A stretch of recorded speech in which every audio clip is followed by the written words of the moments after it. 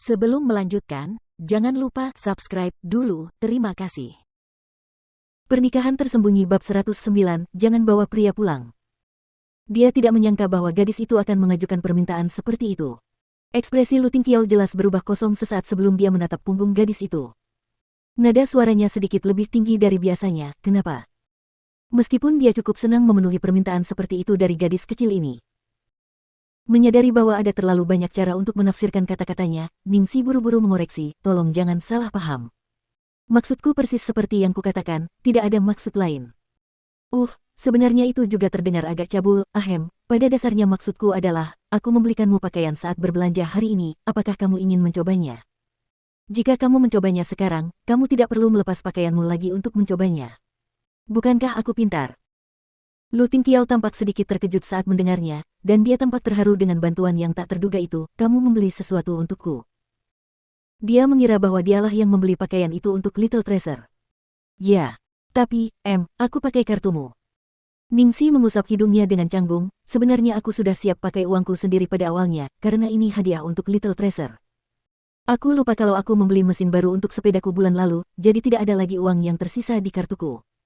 Aku hanya bisa pakai kartumu. Ngomong-ngomong, waktu aku lewat toko lain, aku lihat baju pria lain yang kelihatannya sangat serasi dengan yang kubeli untuk Little Treasure, jadi aku tidak bisa menahan diri untuk tidak membelinya. Jadi seperti itu. Meskipun dia tidak membelikannya khusus untuknya, itu sudah cukup membuatnya bahagia. Saya sudah bertanya kepada asisten toko, Anda bisa mengembalikannya jika tidak menyukainya. Cepat coba pakai dan lihat apakah Anda menyukainya. Ningxi mendesaknya.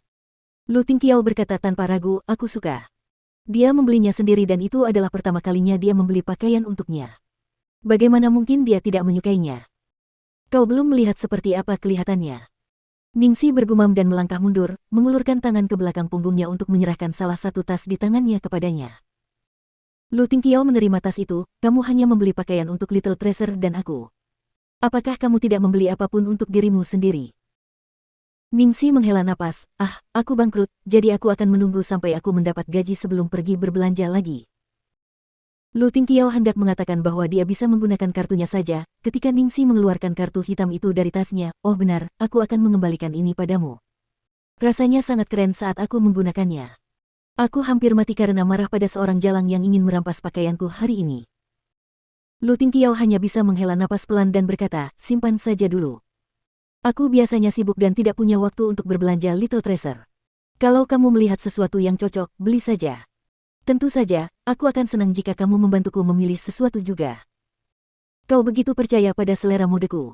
Asal kau tidak berubah pikiran setelah mencoba pakaian itu nanti. Ningxi tidak repot-repot bersikap sopan padanya dan hanya menyimpan kartu itu lagi, kalau begitu aku akan mengembalikannya padamu saat aku pergi. Cepat ganti baju, aku pergi dulu.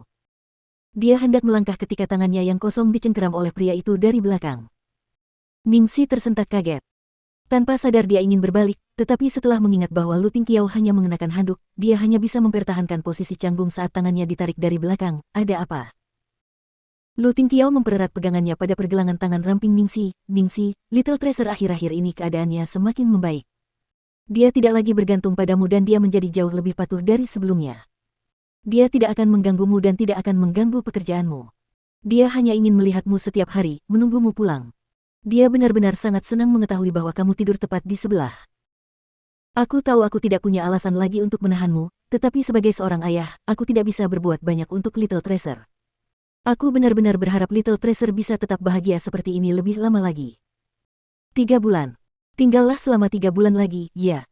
Saat waktunya tiba bagimu untuk pergi, aku sama sekali tidak akan memaksamu untuk tinggal lagi. Selama kurun waktu itu, kamu dapat memperlakukan tempat ini seperti rumahmu sendiri. Lakukan apa yang kamu suka, kamu tidak perlu khawatir. Tidak apa-apa kalau kamu mengumpat saat marah, kalau kamu makan durian atau bawang putih, kamu juga boleh minum-minum di bar sampai larut malam, aku hanya punya satu permintaan kecil. Dalam 3 bulan ini, bisakah kamu sedikit menahan diri? Asal jangan bawa laki-laki kembali, oke? Awalnya, Ningxi begitu tersentuh hingga hampir menangis. Namun, pada akhirnya, dia hampir memuntahkan 3 liter darah. Mengapa akhirnya kedengaran seperti Lu Tingqiao merupakan seorang istri yang lembut, penuh kasih dan penurut, sementara dia merupakan seorang suami yang buruk rupa yang tenggelam dalam pesta pora.